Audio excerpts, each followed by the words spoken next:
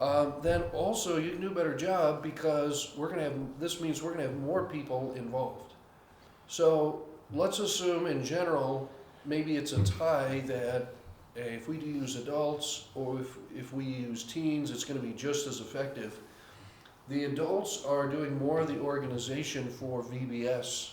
They're gonna be doing teaching, many of you will be helping, but for adults to do both, 3 weeks in a row as the main responsibility and preparation, they can't do that. So we can do a better job overall by having teens do the backyard Bible clubs, and then in a leading role where adults are more of in a supporting role. Then just a week later, the adults then would be in more of a leading role, and teens you're helping in general more of a supporting role. So even if it were even, you guys can do a better job because you're going to have more energy and focus to be able to do the backyard Bible clubs. So if we try to do the same thing with adults, let me just say they're going to be dead. So they can't do that much work. So just because we have more people in general involved, that's going to help both things be more effective, I think. So I think VBS will be better because of you putting in the time and energy to be able to serve God and help kids. So VBS will be better, and also the backyard Bible clubs will be better too. So you can do a better job. I talked to the director of this organization, and he said that teens do a better job. They train teens all the time to do it. And besides, you guys like to be involved. You don't like to always just sit there and do nothing, because being involved is real life. So I'm excited for this. I didn't have a chance to be able to do anything quite like this, but there are other ways I was involved. Bus ministry. I taught when I think I was in 9th grade. I taught a lesson for a class. So there are other ways I can be involved, but this is a great opportunity for you to be involved. So unfortunately, a lot of churches, everybody says, well, you can serve God later, but I say, no, I think you guys can serve God right now. You don't have to wait till some magic age. This is a very appropriate way that you guys can be involved. And in doing this, this is real life. If you can imagine, let's say a third grader. Third grade's kind of a tough grade. A third grader maybe has no hope. Maybe they're in a difficult situation at school or at home, and somebody knocks on their door and says, hey, we got a club in your neighborhood. You can come and hear about the Bible. And I think we're going to have some kids saved. They have their lives changed for all eternity because of you taking the time to learn a song or a game or a lesson.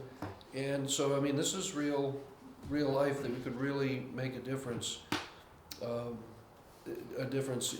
a kid's life.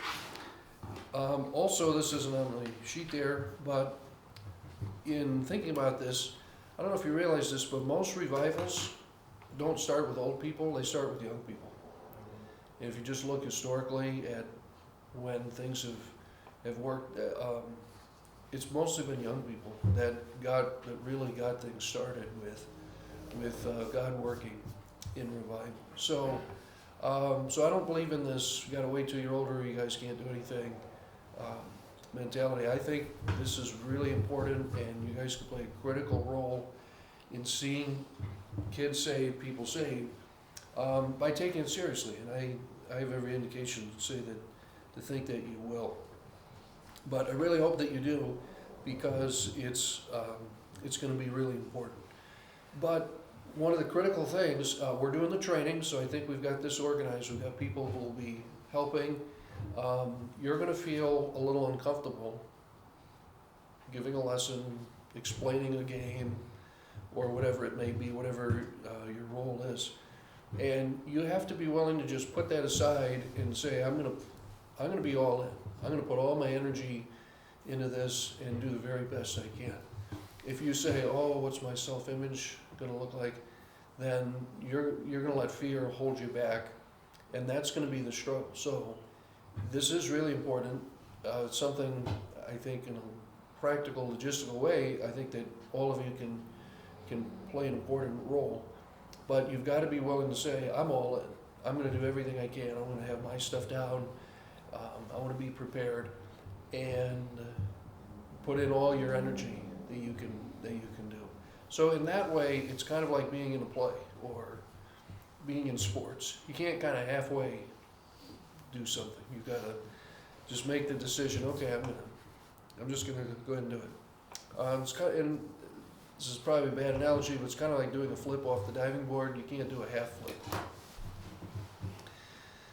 That's otherwise known as a belly flop. So you just somehow have to go do what needs done. So that's the big thing. You got to have that energy. So let's consider our plan as far as understanding how this is going to work. Our plan as far as organization, our format goals are we're going to have 2 different teams. Each team's going to have 4 team members, and each team member have a different role. Plus, we'll have 1 adult helper there to help with setting things up and this sort of thing and driving you from one location to the next. Plus, there'll be a host who will be there. So the host is the person who owns or rents or whatever the home. And they're going to be there to provide refreshments, that kind of stuff. But we have the 4 different ones. Our goal is to try to do 3 different backyards. So that means, let's just assume we're able to do that. That means that we can get into 6 different neighborhoods with 2 teams.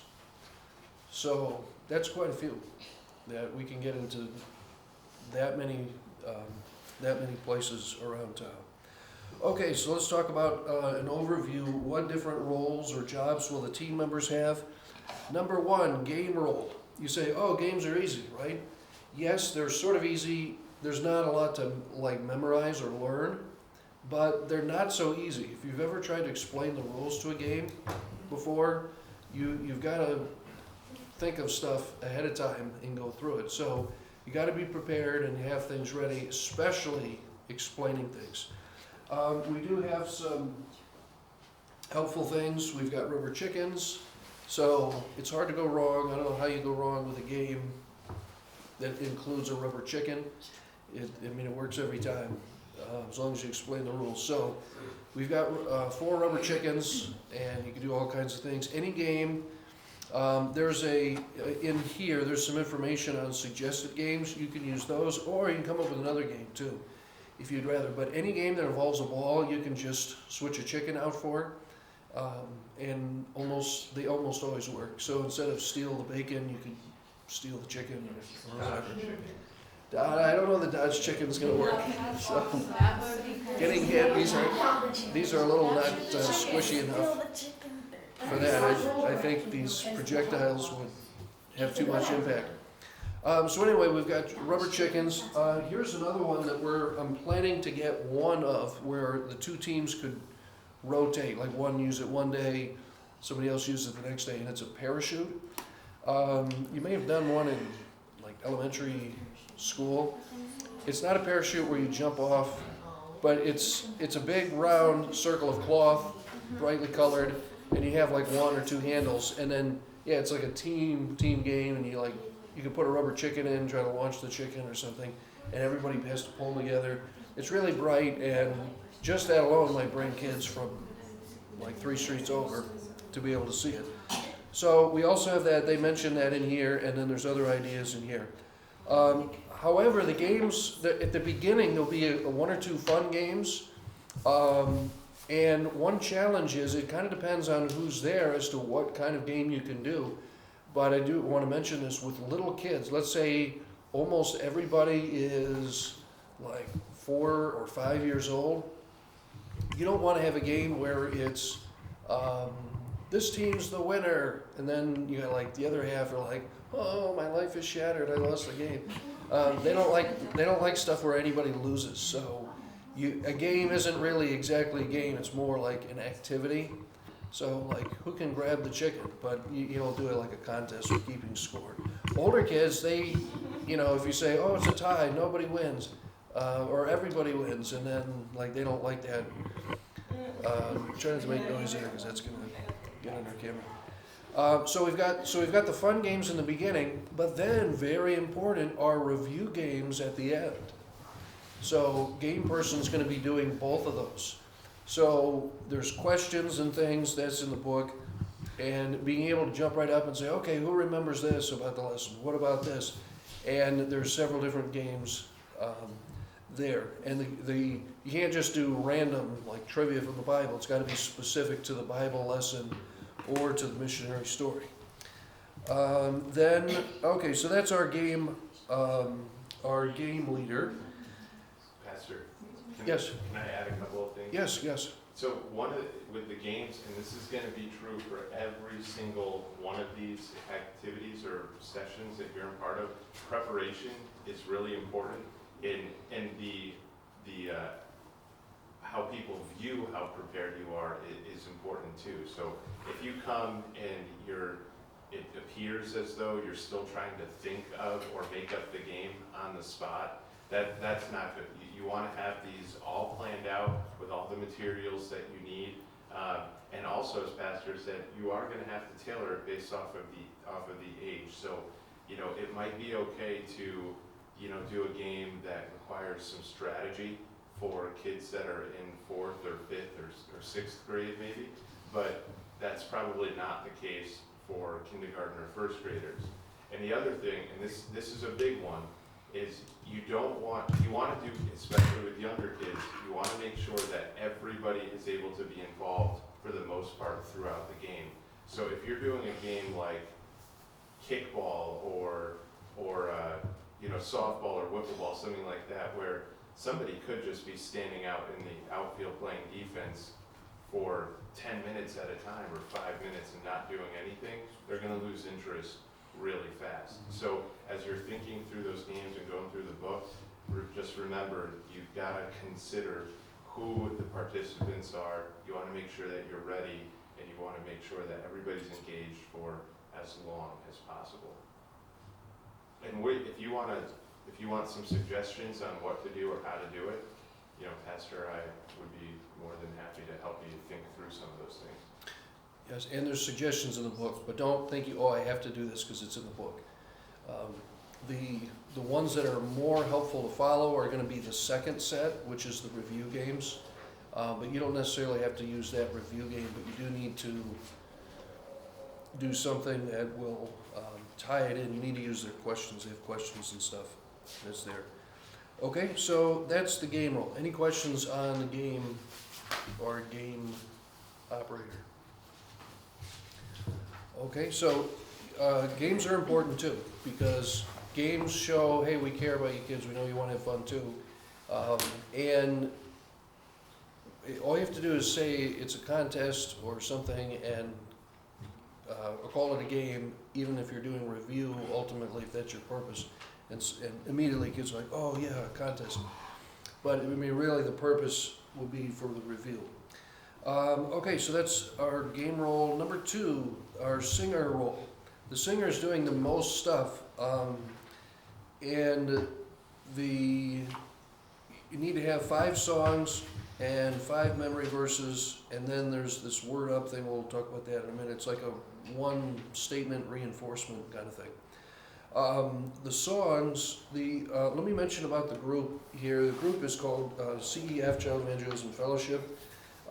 In the last, 15 years, they have changed their focus a little bit, especially with their music. The music is very different than it used to be.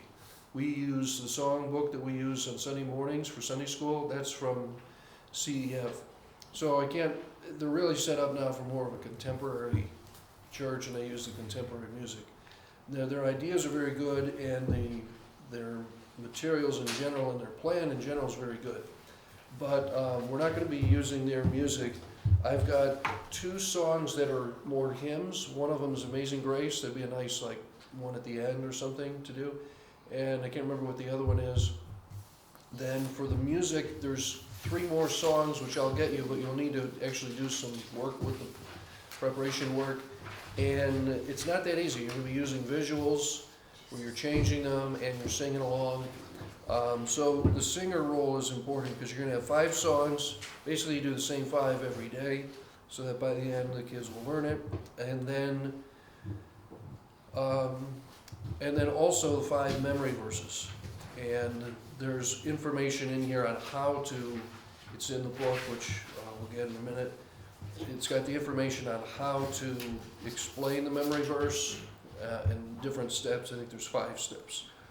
Okay, so that's the singer role. So you're doing quite a few different things, songs. And you gotta pay attention if you're doing the singing role, because you have more, you're actually up there, you have more transitions than anybody else. Because you're actually jumping up pretty much after everybody to do either a song or a verse. So, so that's quite a bit. So you gotta be paying attention to know what's gonna come next. Okay, number 3 is the Bible lesson. The Bible lesson role, what you're learning is 5 Bible stories. Let me talk about the Bible stories here. Here is the visual pack, which you may not take home right now because we have 2 of these. As far as lessons go, these are, if you're going to be teaching something from the Bible, these are about as simple and as easy to prepare for lessons as you can get. So, for example, if we were instead saying, let's talk about patience. Well, that's kind of hard. Like, how do you teach patience to kids? Now, you can do it, but it's a lot more involved. It's a lot more challenging. What we have here are 5 Bible stories about Jesus. And the title is Jesus, My Savior and Friend. So we've got the guy that goes, his friends bring him to Jesus. And in each one of these stories, what you're going to be doing